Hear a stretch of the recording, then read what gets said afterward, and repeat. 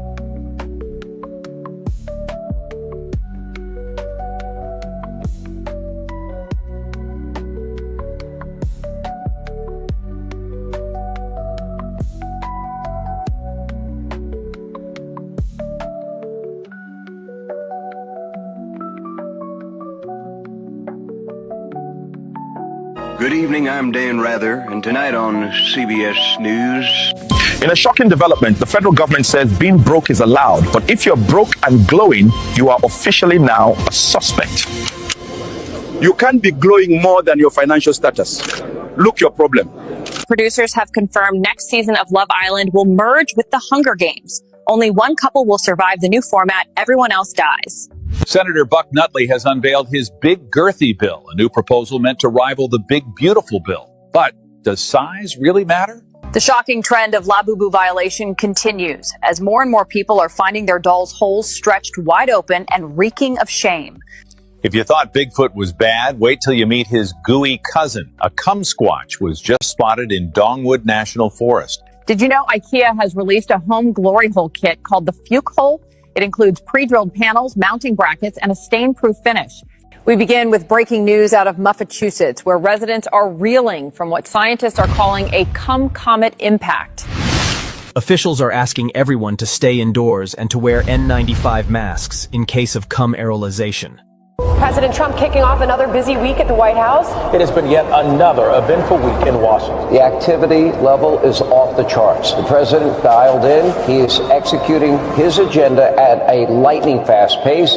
Here's something we rarely see in American politics. President Trump is actually keeping his campaign promises, and he's doing them as quickly as possible. This administration's moving at political light speed, and they're just getting started. We're going to have one shot at this, and no other president's going to do what I'm doing. Goodbye. We love you. We will be back in some form. Have a good life. We will see you soon. Thank you. Thank you very much. It's official. Former President Donald Trump will be running for president again in 2024. Has Donald Trump got the stamina and the will to do this again? He's come under such tremendous... Everything is on the line in this election. A busy day in the campaign world up in Butler today. Former President Trump holding a rally at 5 o'clock. He just tried to kill President Trump. Not even an assassin. If we're not careful, AI could make it impossible to distinguish truth from fiction in the news we consume. So, Keisha, what's a high-value man to you? A man that gave me 10 kids, 3 evictions, $10 on Cash App, and still pull up in a Nissan Altima that sound like it got asthma. Day one of trying to make it to work without yelling at a pedestrian. Pray for me, y'all. Still alive, still unemployed, but baby, I look G-O-D doing it. Oh my God, I'm not even late, I'm just dramatic. Y'all know I will risk it all for a good melon.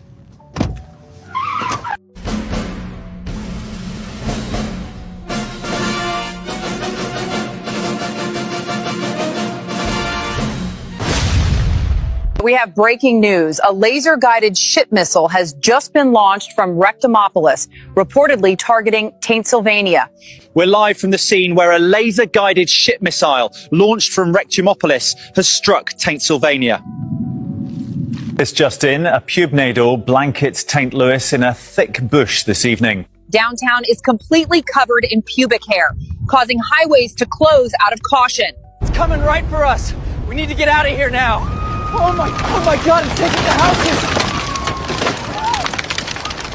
A massive gizzard has buried Kamlambus in 2 feet of donglode. Locals blame the lack of preparation on Mayor Linda P. Slurp.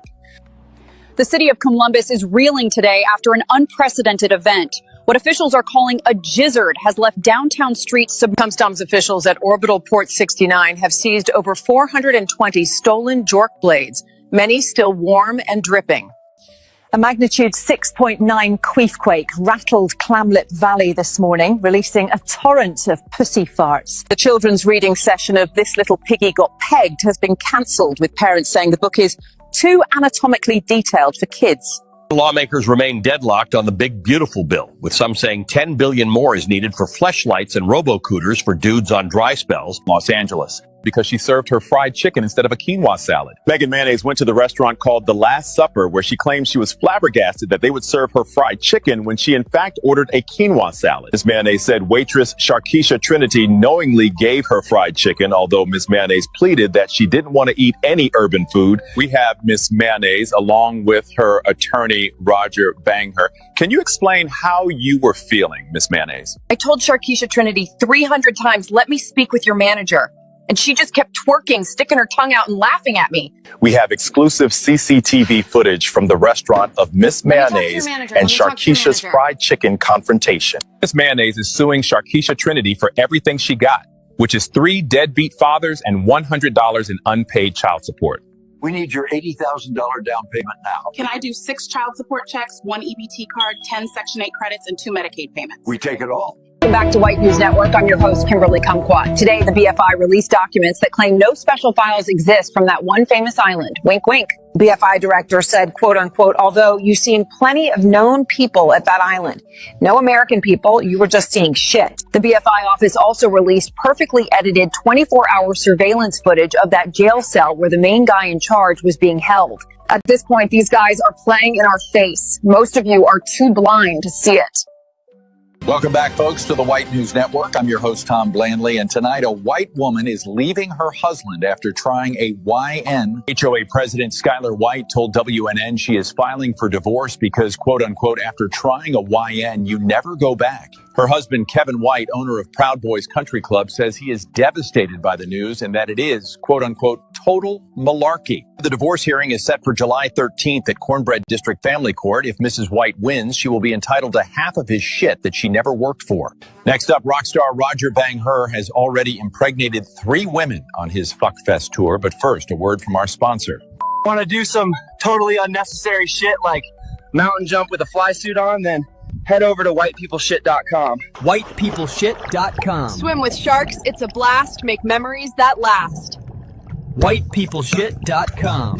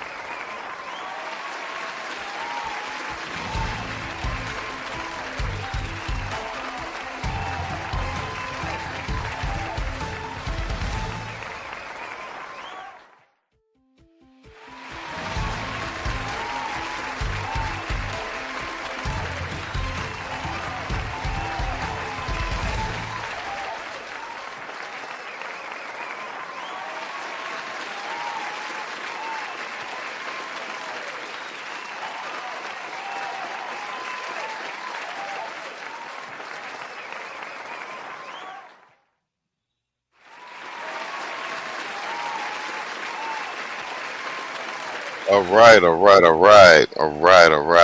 What up?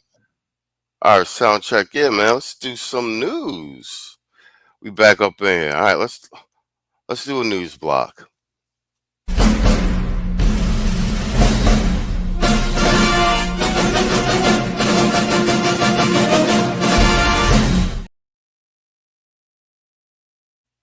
Yo, what's up, Kwame? Look like it's just me and you up in here. So let's knock some of this up out of here. Gotta get my reps in.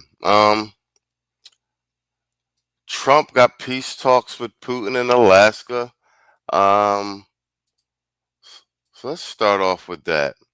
Because that's actually within the last 24 hours. Let's knock this out. Oh, and I got your Crockett articles on Yahoo or whatnot. So I'm actually gonna use them for the editor at large section. But let's go. So continuing all this, folks, if Putin misbehaves, Mr. Trump can completely turn off his economic and monetary spigots. And that's the subject of the rift. Right this moment, President Trump meeting with Putin in Anchorage, Alaska. Like everybody, I hope the meeting goes well. And I hope Putin agrees to a ceasefire as the first step to a peace deal that would end the Russia-Ukraine war. If anybody can negotiate an end to the war, Mr. Trump can. As I've said, Trump comes to this meeting with the wind at his back. He's had a remarkable, successful domestic policy achievements at home and abroad, and internationally obliterated Iran and his extraordinary success in reordering world trade. All that has made him the best known, most powerful, and most popular person on the planet. But I doubt that Vladimir Putin sees it this way. Facts. I like Cutler. Cutler's a Trump supporter, MAGA supporter. Cutler was even part of Trump's first administration, senior financial advisor. But that being said, Cutler calls it down the middle. He's a just the numbers guy, facts on the ground, old school, as you can tell from his pinstripes and his navy blue tie. With silver stripes. That being said, I'm actually going to put a poll in the chat to see if you think Trump's going to be, if not this round, be able to pull off these peace talks with Putin. But I saw part of this, and I actually like Cutler's analysis on this with regard to the leverage that Trump actually has walking into these talks. The ex-KGB agent is a megalomaniac who wants to extend what he believes is some kind of historical Russian empire. He doesn't much care that he's been murdering civilian men, women, and children, or their homes, or their hospitals. He doesn't much care that at least 300,000 have died in this war. 300,000.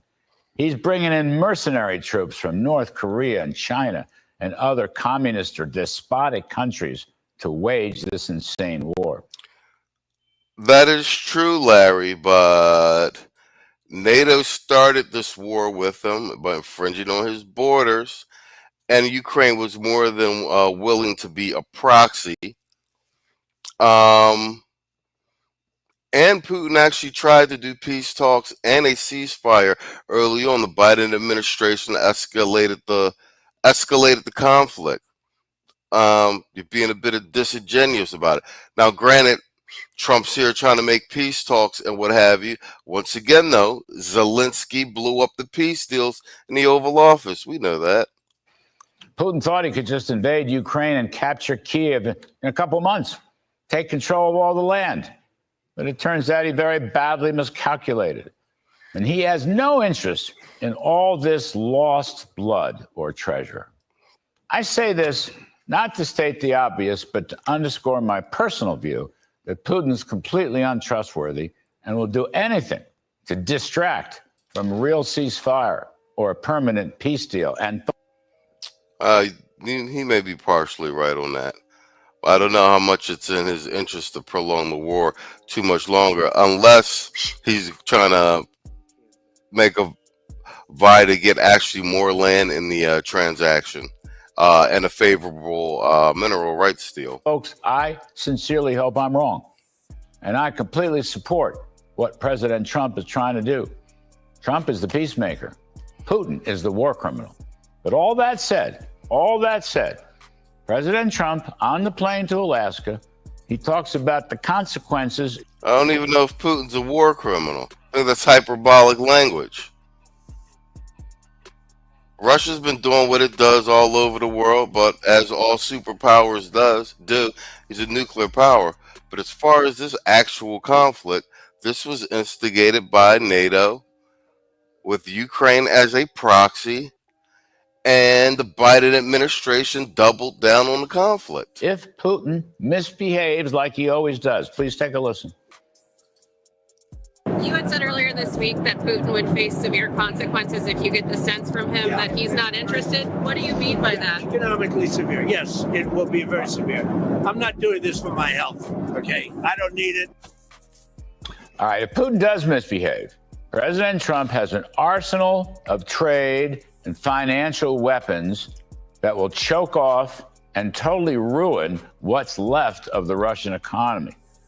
It's a one-horse economy just based on oil and gas. So, Mr. Trump can first significantly hike tariffs on anybody who purchases Russian oil or other Russian goods.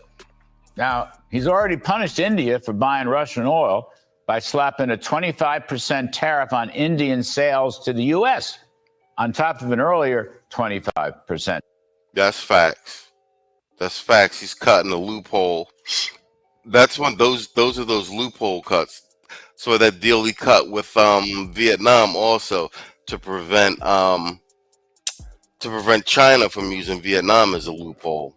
Once he placed sanctions and tariffs on China. You could raise that to 100%.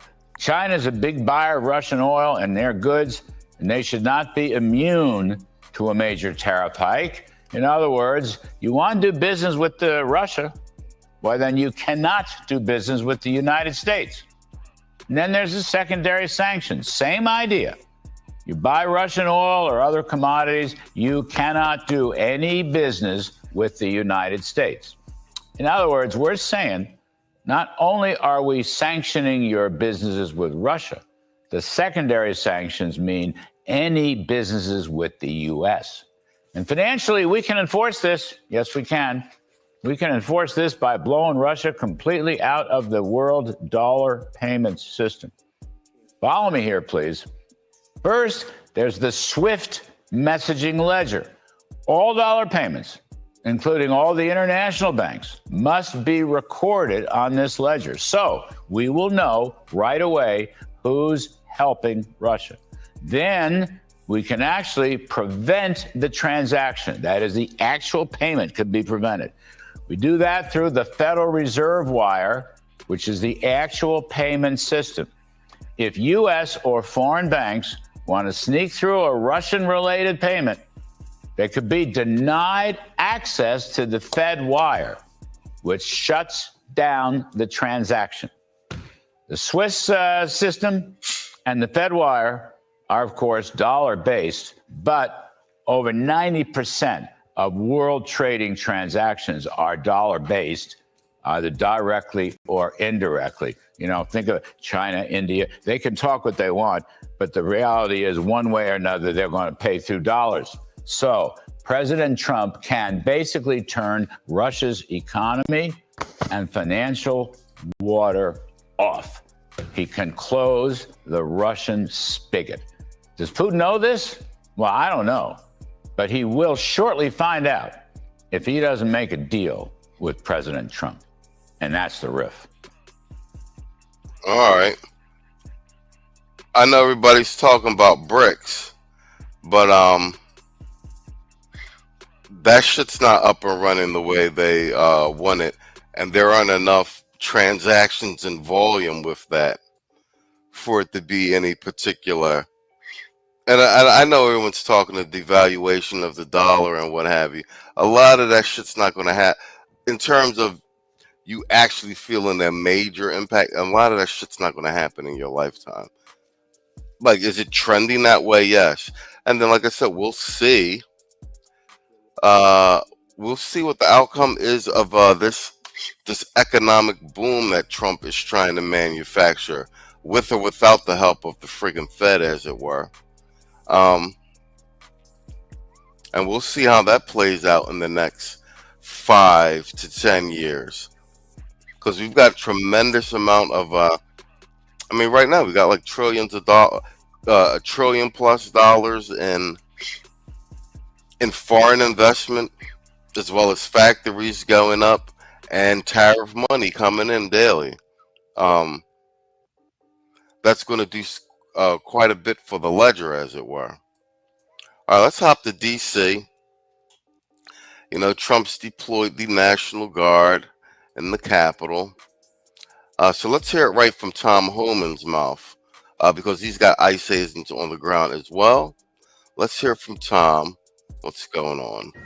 A little bit of new video posted by ICE a short time ago of ICE special agents and U.S. Park Police working together conducting enforcement operations on the National Mall, chopper overhead. Meanwhile, back in New York City, Zohran Mamdani, the Democratic Socialist candidate for mayor, leading by 19 points in new polling, says that he will fight to keep New York a sanctuary city.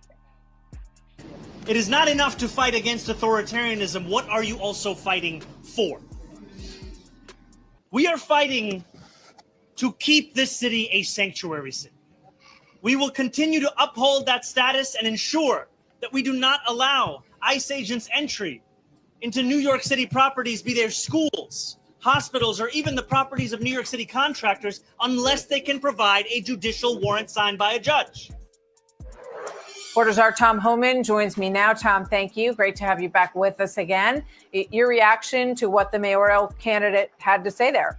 Well, he needs to do his research. ICE don't need a judicial warrant to make an arrest.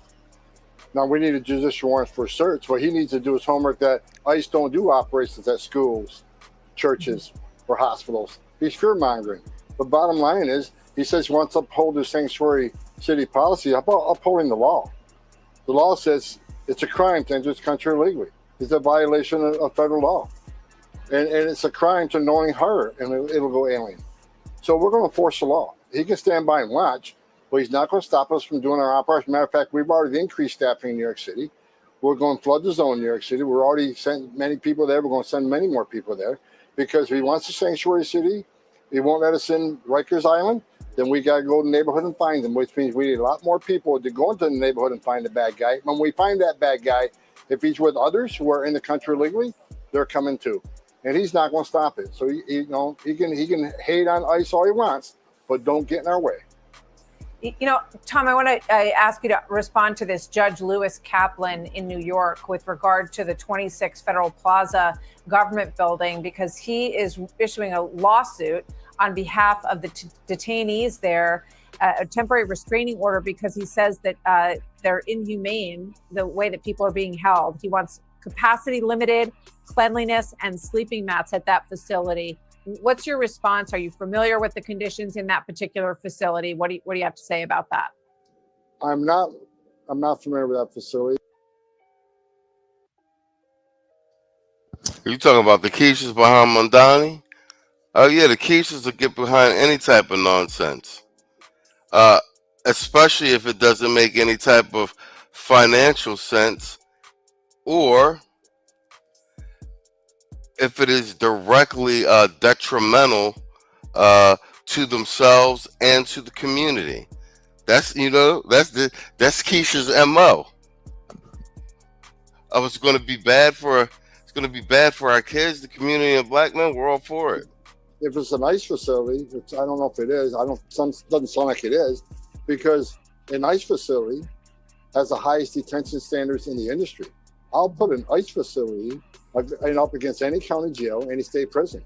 Put them side by side. That's why I said from day one, I have no problem with any member of Congress going to an ICE facility and looking at them.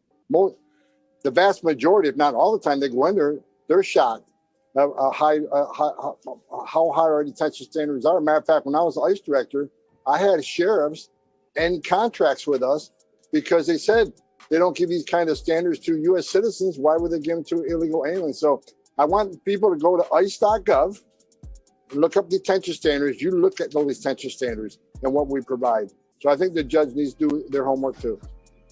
Let me ask you about. I do like also that this administration, cabinet members, and everybody that he's got out doing press, how transparent they are. Like, you don't gotta like it, but they're not. It's in your face. They're not hiding anything, and they'll take questions. They take all questions from the press, all media, all detractors, this may be one of the most media transparent presidential terms we've seen in quite some time. The DC situation, and does the fact that there's National Guard there now, it's a sanctuary city, like sanctuary cities across the country, but it's unique in that it has federal control, and now you've got National Guard on the ground side by side with ICE. Does that combination basically negate the sanctuary city status in Washington, D.C., at least for these 30 days in terms of what you can do there, Tom? Yes. I think D.C. under federal control is not going to be a sanctuary city. We're working with the police hand in hand. And we encounter a criminal illegal alien that we turned over to ICE. And that's the way it should be. I mean, I'm not saying every illegal alien in D.C. is a criminal, but many are. So these are people we're going to focus on. Illegal alien criminal safety threat in D.C.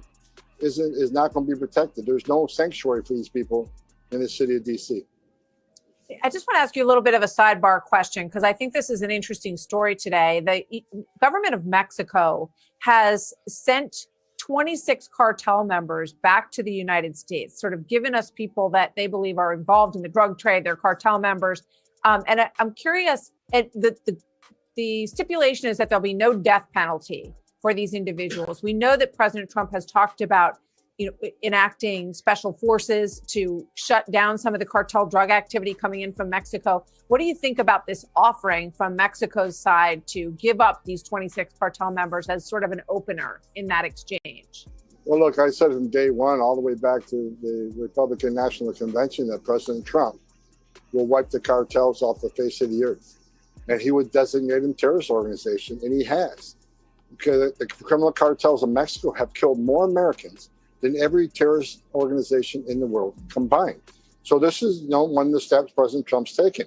The Biden administration could have asked for cartel members to be extradited to this country. They didn't. They had an open border. Multiple pounds of fentanyl came across the open border and killed 250,000 Americans. President Trump has committed to American people going to make this country safe again. He's going to save lives. He's going to shut down the cartels and wipe them off the face of the earth. And this is exactly what he's doing. Yeah. And in February, just weeks after President Trump took office, they sent 29 cartel members back to the United States. And among them was someone who had killed one of our U.S. DEA agents back in 1985. So at some closure of some sort for his family. Tom Homan, thank you very much. Good to have you with us today. Yeah, thanks for having me. Hey, Sean Hannity here. Hey. All right, bet. So that's ICE. Let's do this final one. We got to double down on the Democrats' crappy friggin' image with all these stances that they're taking. And they are starting to be, this is from over at Newsmax, they are starting to be the party which is the face of crime. And at this point, I still don't know if it's on purpose or if they are literally so out of touch as a political party with regard to the populace and even the consultants and what have you that they're hiring is are out of touch. Said, damn, you're on early. Everyone is live right now. I know it's the Sabbath. I had to come on early so I can it's Friday. It's the Sabbath. I've been trying to come on before 11. But I think we actually you set this segment we doing right now. This is you sent me this segment, Quiet Storm. Hey, yo, Storm, you see this?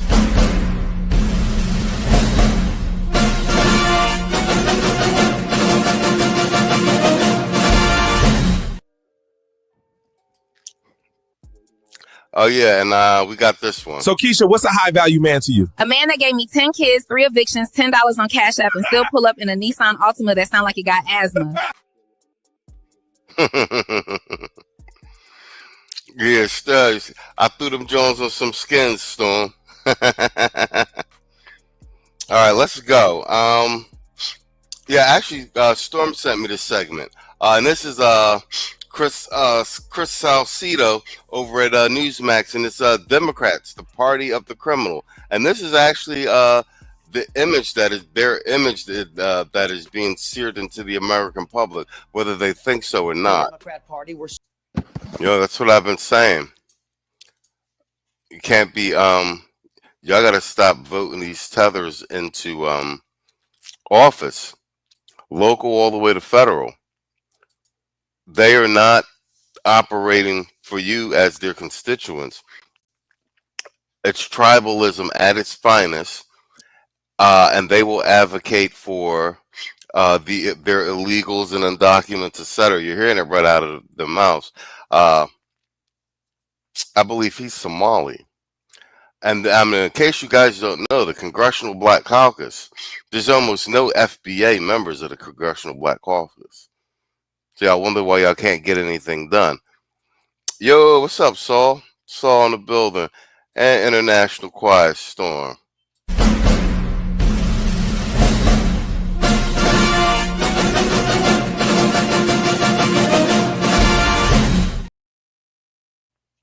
All right, let's go. Congresswoman Delia Ramirez. Listen to what she calls ICE the good guys who are enforcing U.S. immigration law. But Tom Homan, let me tell you, all over the country, we will continue. What the hell?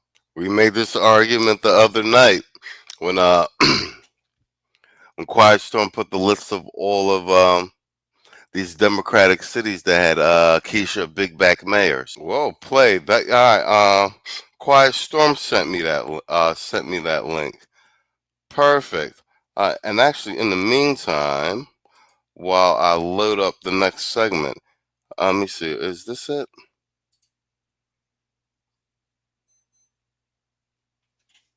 Is this it? Let me do it. It does let you do it. There you go. There's your guy Tim Walsh. That's who is going to be your next vice president if Kamala won. Yo, AI is a guy. I don't know if that's actually even real, but if it's AI, it's crazy. Quiet Storm sent me that joint. Now let me let me load up this next segment. Here you go. So Keisha, what's a high value man to you? A man that gave me 10 kids, 3 evictions, $10 on Cash App, and still pull up in a Nissan Altima that sound like it got asthma.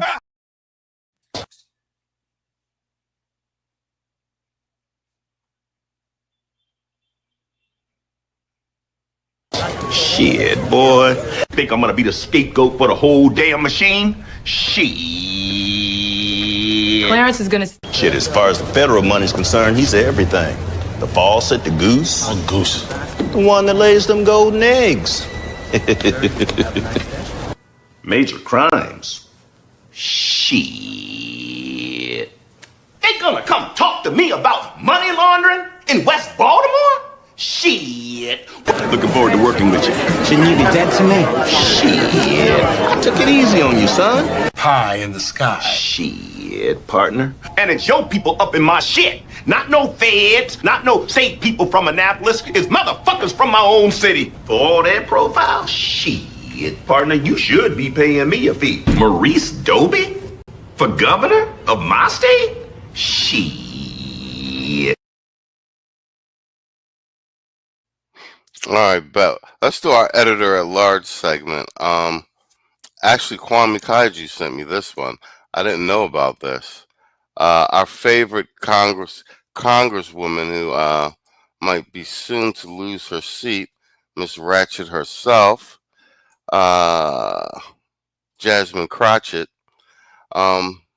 This one says, chaos ensues after MAGA host shockingly interrupts Trump nemesis with "Get Off Me." Let's see.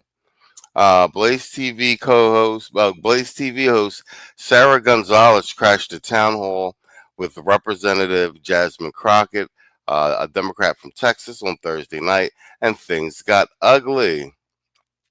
Let's see. Gonzalez, who posted video footage on social media, interrupted Crockett as she was speaking out.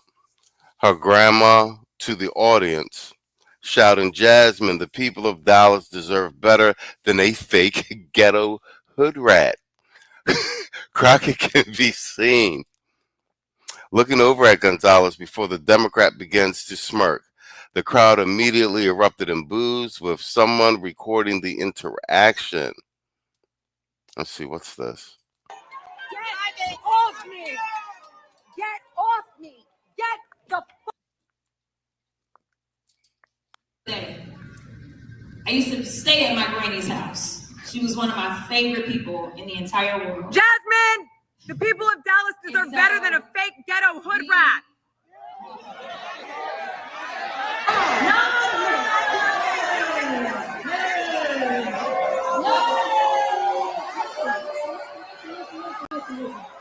Do they know you're a rich kid from Missouri?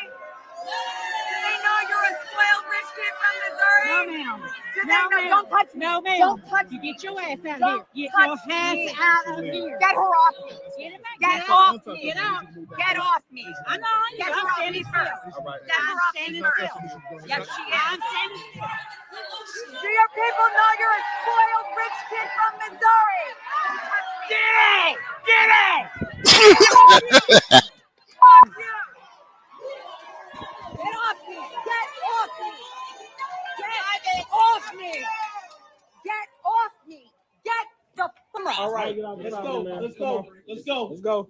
Are you proud? I gotta cuff you up. Let's just go. For what? Let's go. I'm telling you. Oh, wow, wilding out. Says several angry attendees quickly confronted Gonzalez. A woman is first seen blocking her camera, yelling, "No, ma'am, don't touch me." Gonzalez repeatedly replies, "Get your ass out of here." The woman fires back as what appears to be a security guard approaches Gonzalez, said, "Get her off me first.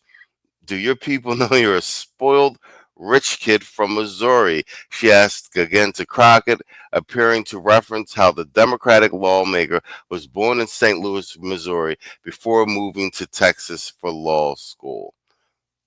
Is there another video clip on here? One more. See if this will play. We gotta keep connecting. I assure you that if we start to connect with one another, it is so much harder to hate each other. Jasmine, why do you hate white people? Why are you racist towards white people? Why are you racist towards white people? She needs to get. I don't need to be touched. I'm not resisting. I will leave. Yo, this is gold. Yo, this is a good one, Kwame. I'm gonna repost this with a community tab too. Wait, do we have? This is her. Is this her full interview at Is this her full interview at local news? This is Fox 4. Stevens Dow sat down with Jasmine Crockett to talk more about the conditions the Democrats have set before returning to Texas. Okay, so this is right before. This is when they ran. Their maps. Your take on that?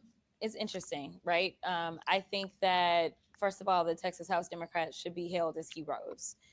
They were able to bring this issue to the forefront, not only for Texans, but for this country. And so I think that it is important for people to understand just how desperate this administration is to continue trampling on everyone's rights, not just the rights of those that came out against this administration, but honestly, a lot of people that supported this administration, to the extent that they've decided that they want to cheat and continue to minimize access to the ballot box and the voices of Black and brown people. I know that a lot of people overall will be probably greatly disappointed, because for a long time, we've needed an injection of energy. Our base has been looking for their fighters. And at least in this moment, the Texas House Democrats became the fighters that they wanted to see. But ultimately, I don't think that any elected official, whether they're a Democrat, Republican, or independent, should face the type of things that they're facing. Unfortunately, it is commonplace for me on the federal level to consistently have to put up with death threats, to consistently have those that are in power to somehow warn me that they're going to cage me. This is not something that is normal for them. It should not be normal for anyone, but we're talking about them going as people are laid up in hospitals. And so until you honestly walk a day in the life of some of us, it's hard to really understand the toll that She's a friggin' millionaire. Shut your hole. some of this can take on you. This map, let's be real, is eventually going to pass before the filing deadline, so in time for the midterms. So what do Democrats have to do if the map eventually passes?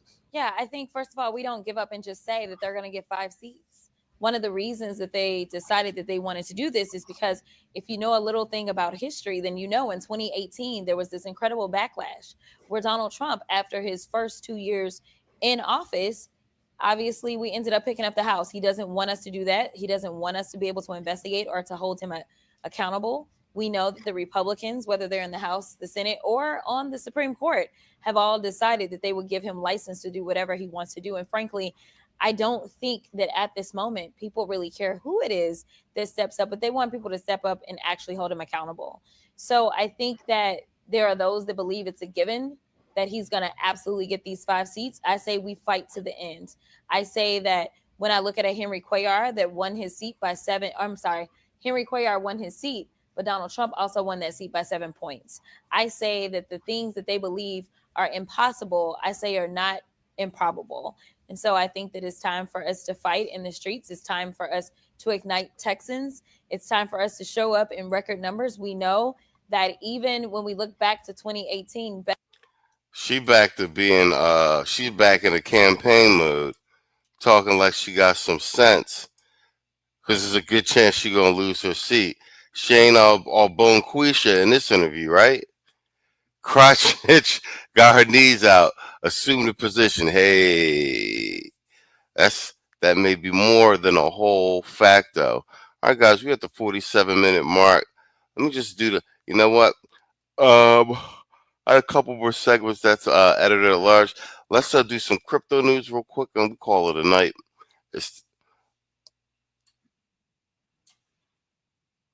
All right, bet. Because the SEC is releasing, issuing a new crypto initiative. So let's do this, share screen. And this will be our crypto segment, and we'll call it a night. Bang.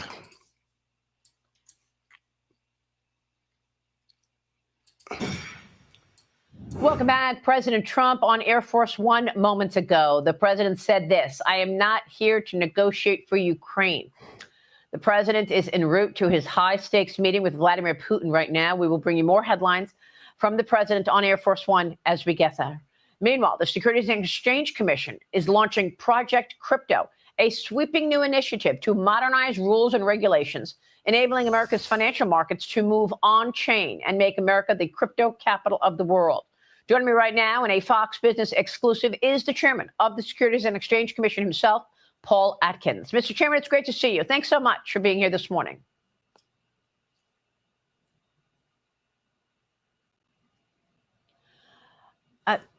Do we have Chairman Atkins?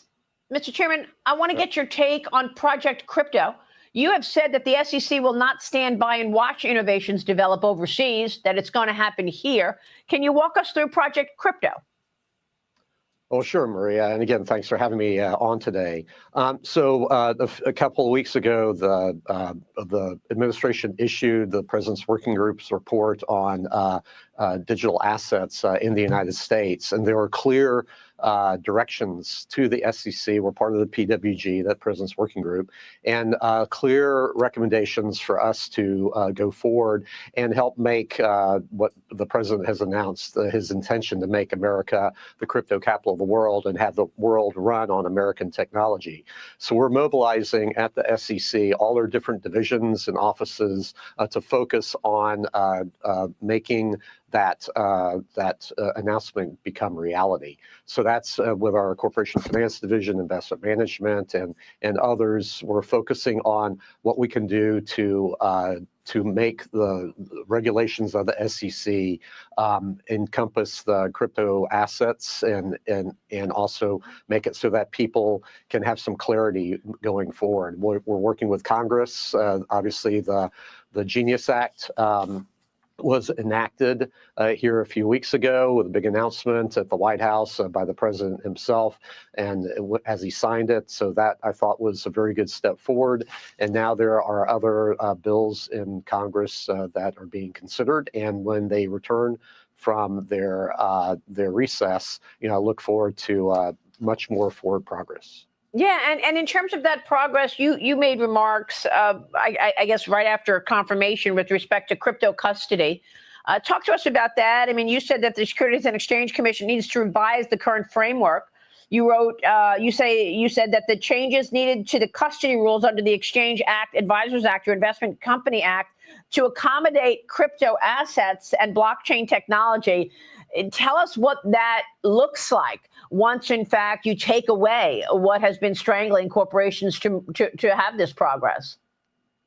Well, so the issues around custody are very important, and for good reason. We don't want just crypto assets be on some flash drive in somebody's drawer.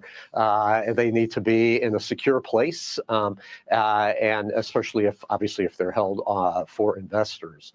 So we are looking at the rules that have been around for now, 90 years or so, and make sure that they are adaptable and adapted to the modern world and to this new technology. So that will have effects on broker dealers and asset managers and investment advisors and so forth. So that is one of the top priorities. But the main reason for doing all this and addressing these various regulations is to provide some certainty for people, because for too long now there was a lot of guesswork. And he said they don't want people to have all their crypto in cold storage. They want they want that crypto circulating in the economy and in financial institutions, or even the government's ledger, because Crypto said he's trying to have the Treasury buy as much Bitcoin and crypto as possible. So basically, you could sell your crypto directly to the government. So yeah, they know everybody got all their money on cold storage, especially after all them exchanges that went down. That's money not circulating in the economy. All right, so this is actually a big deal.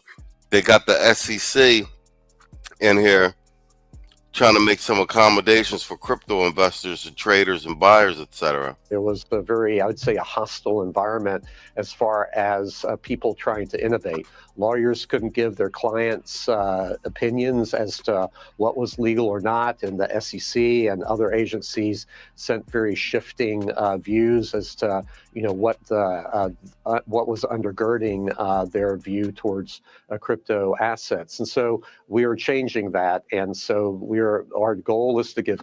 They don't have no choice. Every dollar invested into Bitcoin and all sorts of cryptos, you see Bitcoin and these altcoins, their market cap going increasing the way it is. What does that mean? That means those market caps are not floating in fiat currency or even equities, treasury bills, or bonds. That's money actually leaving the economy. They have to do something about it. At least a sensible president such as this. Clarity and certainty. It will be undergirded by whatever comes out of Congress. But I believe that we have authority to move forward in these areas and provide that certainty and clarity for people. Yeah, and on crypto payments, I thought it was interesting that this week a North Dakota federal judge voided the Durbin debit interchange rule and concluded that the Federal Reserve set it above what Congress required. And there are analysts this morning saying that this is a positive for alternatives payments options. And that includes crypto payments, right, Mr. Chairman? So I want to get your take on that. Instant payment networks like a real-time payments or FedNow. These are options that convert payments into same-day transactions. And I know the Genius Act also furthered this. Do you have a vision in terms of how this changes people's lives in the coming years? Certainly.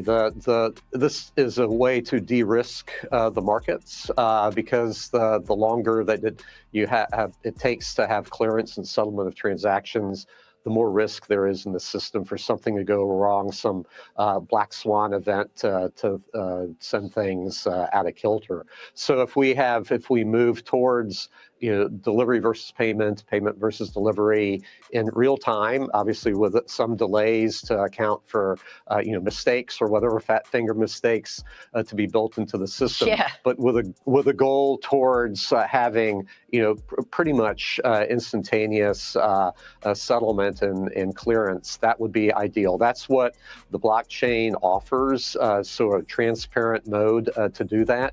And so I think that will deliver huge benefits to the marketplace that we probably can't even calculate right now.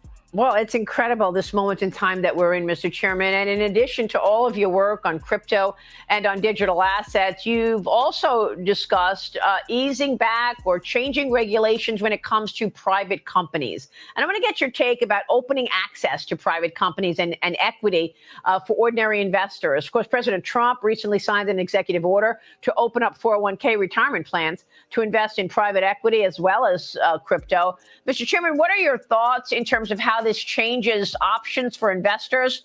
And what would be the goal here in terms of giving investors access to private equity? Well, thanks, Maria. That's a great question because the marketplace has changed a lot in the past few decades, where the number of public companies now is half of what it was, say, 30 years ago. And the private market has really grown tremendously because there's a lot of capital out there looking for deals to invest in. And so the biggest thing that investors should remember about investing and the difference between that and, say, gambling is, you're helping to construct something in the economy and helping to grow the economy. But B, you need to approach things with a diversification goal in mind. Don't put all your eggs in one basket. That's one of the axiomatic bases for long-term investing. And so for investors who are looking to bolster their retirement savings, it is good to have diversification and to be where it's not really great to have a situation where large endowments and pension funds, like state pension funds and whatnot, can be diversified in the public and private markets, but 401ks cannot. And I think that's one of the goals of this executive order, to direct the Department of Labor and the SEC for us to work together to help make that a reality. But with proper guardrails around things, we can't just fling the gates open and have investors rush in, where one has to be careful and you have to know what the kind of the shoal waters are, that you don't run aground your boat on that. And some of that is the fees that are in some of these products, the liquidity issues. You can't get out in a heartbeat versus where you can in the public markets. So there has to be proper allocation, and investors need to know what they're doing and have advisors who also know what they're doing. So